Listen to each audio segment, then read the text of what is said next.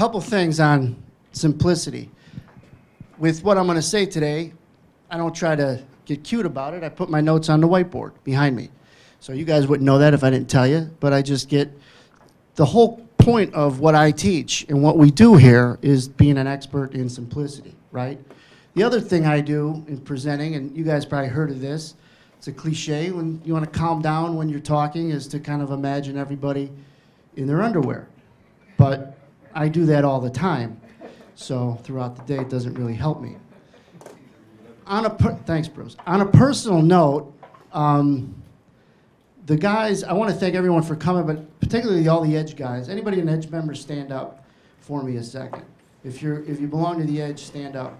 So there's going to be most of the group. And for those that aren't an Edge member, don't worry about it. You probably don't know about it. No, say, keep standing. Hold on. Damn. Peter had it. All right, so all these people here are from a unique group, and they thanked me a million times for things, but I want to turn that back around and thank you guys, because there's just a whole bunch of pride seeing that most of the people that have done the Edge came here this week. So there's a lot of gratitude that I'm filled with, and I want you guys to know that, while I thank everyone for coming, in particular you guys, to know that it's important for me to make sure you know that. So, all right, go ahead, sit down. It's not about you. The whole weekend. Just to give you a sense on how today is going to roll, I'm going to talk for about 10 minutes. I'm going to introduce Trevor. He's going to talk for about 5 minutes. He's going to introduce Dr. John, and he's going to roll into the first segment of some profile content. Now remember, day one is pretty basic. Now that doesn't mean everybody knows everything. It's a good refresher for some, and it's maybe newer stuff for others. Just know that going in, especially the Edge guys, there's the newer stuff, the way I'll explain it, but some of it you might have heard, and just kind of recognize that. After I come on, we'll go to lunch. John and I will come back in the afternoon. Dr. Steenbarger will finish things up, and then we'll go down the hallway one way or the other. It's on this floor for the cocktail reception and the live entertainment with hors d'oeuvres and everything, so everybody can get to know us and each other, because that's a big part of this event, is just letting your hair down, relaxing, and knowing a lot more people after you leave than before you come. Now, I've got a few goals for you guys to think about while you're here. First thing is, we've completed half of it, the first goal. You guys got here safe. The other half is, on Wednesday, you get back home to your family safe, and everything in between is gravy, right? I think people miss the big picture of important stuff. So that's the first goal. The second one would be recognition that you guys should have on the separation you created between you and everybody who knew about this event and didn't come. Now, a lot of people have good reasons why they didn't come. I get that, but most of them had excuses of why it maybe cost too much. I don't want to book an airfare, and it's just 3 days, it's in summer. Most of the time, they're excuses. You guys separate yourself from those people, which is who? Your competition, right? It's important to recognize that and thank yourself. I appreciate appreciation as much as the next guy. But thank yourselves, pat yourself on the back, and don't undervalue. It's not underrated, is my point. So that's a goal I want to make sure you guys are aware of. The third one is your story. And what does that mean? Well, everyone in here, and you've heard me say this to you guys in the Edge Room, mostly everybody that comes to the Edge Room and everybody I know that's come to the workshop has been successful at something in their life, right? And don't take that for granted, number one. And number two, what's your story? When you leave here, articulate your story if you haven't already. I wouldn't know this, but when I did it, it triggers some confidence that goes a long way. Everybody has a story. Might not be as good as mine, but everybody has a story that what got them not just here, but successful in other things that you guys have done. So make sure you do that. I'm going to share mine quickly and bring it full circle as to why I'm sharing it, because the end relates to what you guys are doing here. So just bear with. Some of you guys have heard my story. It's worth repeating. Others that haven't, it's worth hearing. So it's important to know, well, how did you get started? How did I find out about this business? In the mid-'80s, my dad, and by the way, I'm the youngest of 8 kids. I'm the most blessed person in the world. I got a great wife. I got 4 young kids. Half of them got broken bones right now, but I got 4 great kids, great parents, great brothers and sisters.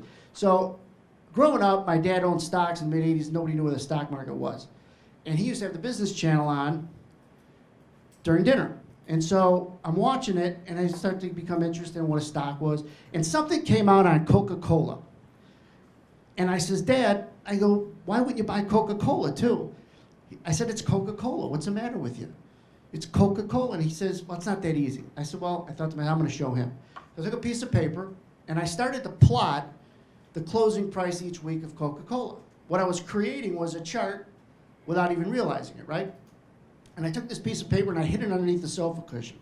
And I waited for the price to get higher than it was where I started so I could tell him you could have made money. So I did that. And I remember the prices. It was like $40 when I started, went down to $35, went up to $42. And then I said, I'm going to show him. And I was so proud that I knew the lingo, like $2 a share you could have made. And I show him. I says, Dad, look, $40, you could have sold, you could have bought it, even up $2 a share. He goes, yeah, but it went down to 35, right? And I says, yeah. He goes, well, what would you have done? I said, well, that's where I probably would have bought it. What do you mean? And he laughed and he said, okay, well, now you get what I'm saying. It's not that easy. He said, but he recognized I took an interest in investing and in trading. So a few years later, their friends had a son who was a trader at the CME. And he was a $0 futures trader. He gets me a summer job between junior and senior year of high school. How many people here have been to the trading floor when it was active? Raise your hand. Anybody been on the floor? It's very intimidating, right? Well, I'm 17, I go on the floor, and I'm on the floor working for about a whole week. It was intimidating. After a week, you get over that hump, and I'm like, I'm sold. This is what I'm doing for a living. I always, growing up, think I didn't know what I wanted to do, but I wanted to do something where I can make above average and far salary. Be a doctor, but I don't like blood. Be an attorney, but, well, I don't want to be an attorney. A pilot, but I figured that probably was too easy. So,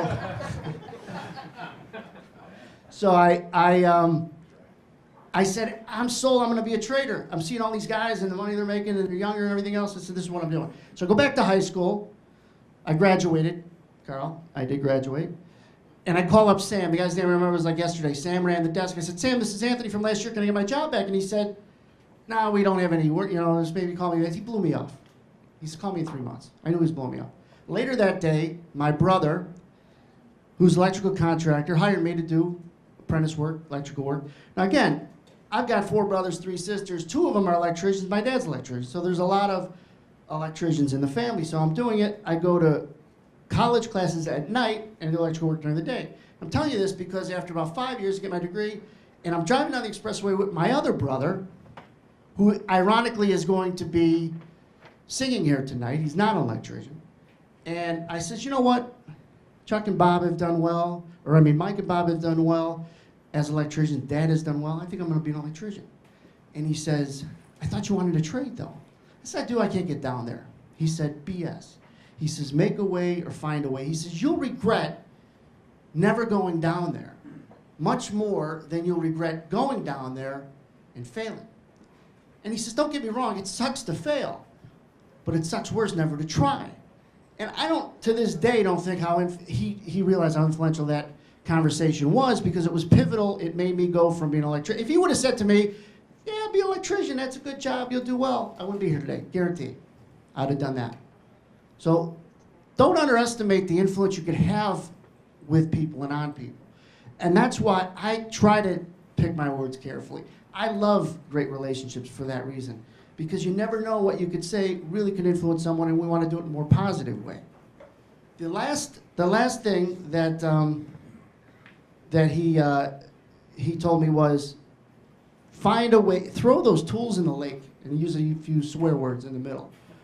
Get down there and find a way. So you know what I did? I called the friends of my parents and I says, hey, I think your son coaches his son in baseball. I didn't know the guy. I just wanted to get to know him so he'd give me a job, right? And he ended up being a dear friend of mine to this day. I talk to him almost every day. He got me that job, 96. Was an ARP trade checker, ARP clerk. ARP clerks could make decent money on the floor when everything was on the floor, but it's a thankless job.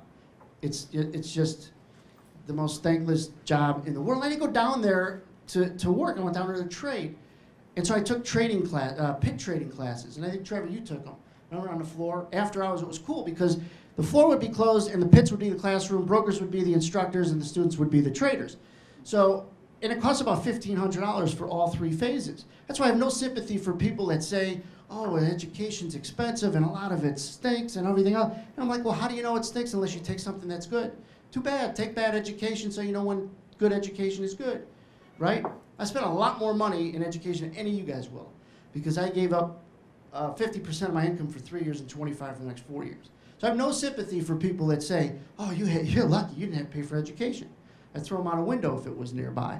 So I paid more than anybody could imagine. So long story longer, I go in, become a Board of Trade member, another couple grand application fee, and I'm a Dow futures trader. Got my jacket, I'm gonna make my first $1 million. Only one problem. I couldn't raise my arm. I was afraid. And in open outcry, you raise your arm to trade, right? So it was all random to me. And you guys probably could get a sense of this. You're not trading well, it's random. What's going on? I'm fearful. I knew how to trade. I knew what to look for. I couldn't find it. So I knew what to find.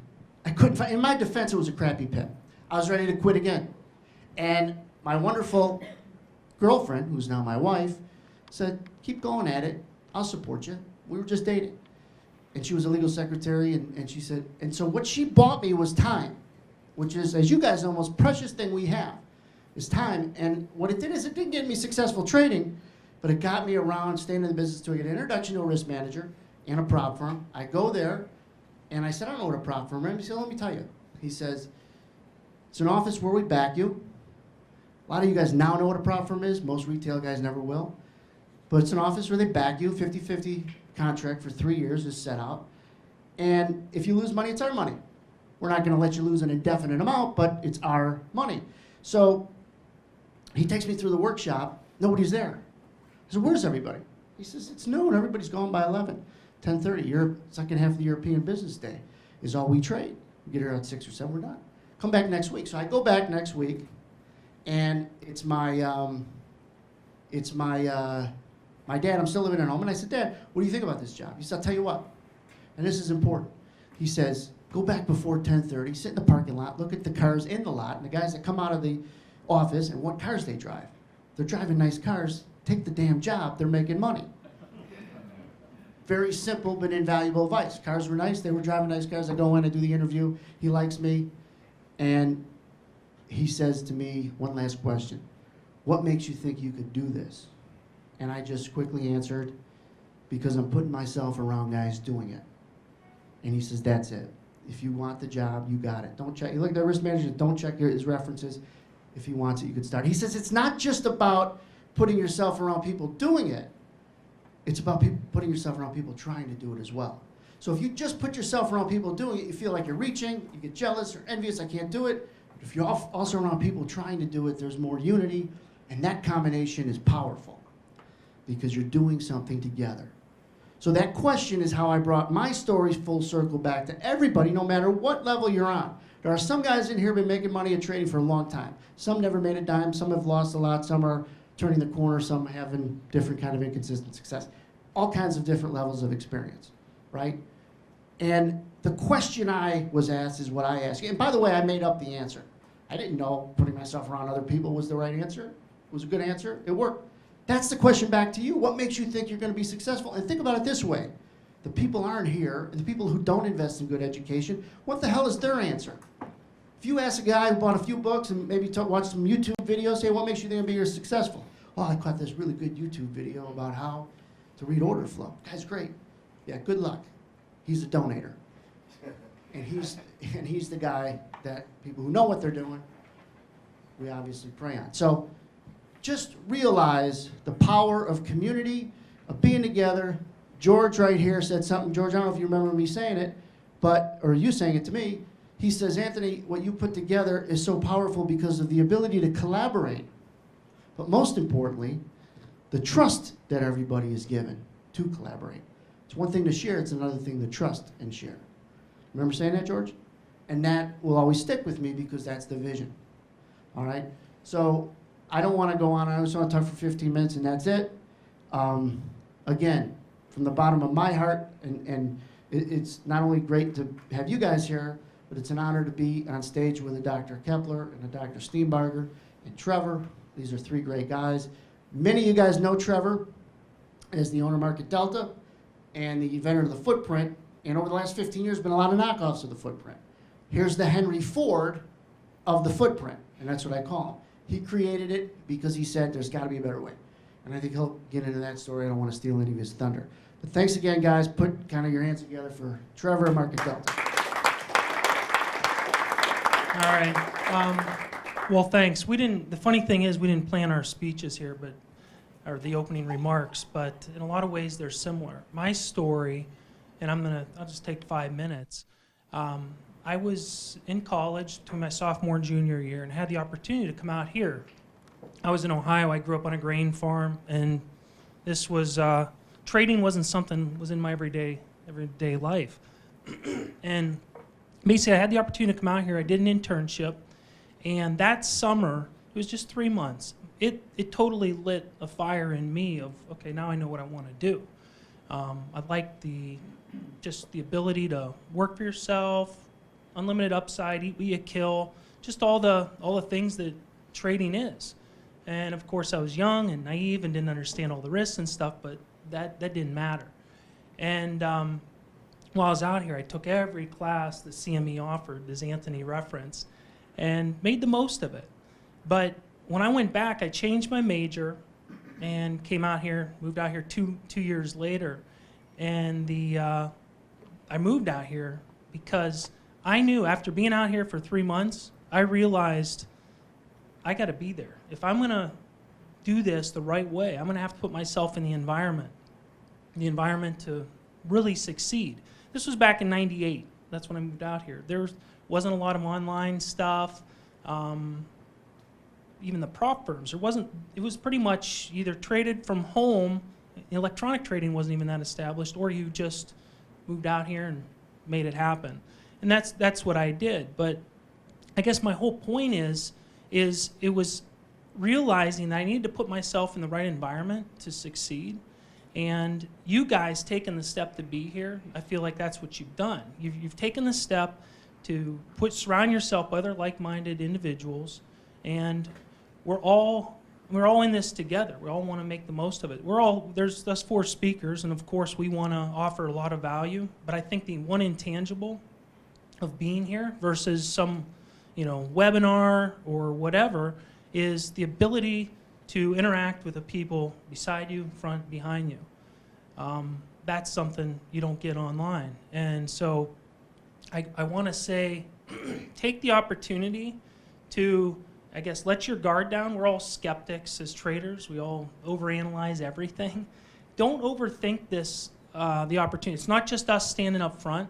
It's going to be the people around you. I'd really just like to see us interact as much as possible, because that's the one intangible. When you leave here after 3 days, for those of you who are here all 3 days, it's going to be, I think, some of the interactions you had with people and relationships you established. That's going to be the one thing that I think will carry a lot farther than even some of the classes or some of the modules that you'll have up here. You'll always be able to refer back to those, but some of the relationships you establish are going to be what I think is key. So take the opportunity to make the most of those. Anybody who's here just for day one, seek me out or I'll seek you out. Did you have a question? Oh, no, I'm just here for day one. Okay. Well, I definitely want to, anybody who's here just day one, I definitely want to make sure I interact and say hi and we get to talk a minute, and the rest of you certainly throughout the week. But I guess the whole point is just the environment. We want to make the most of the environment. It's not just us up front. It's going to be everybody together.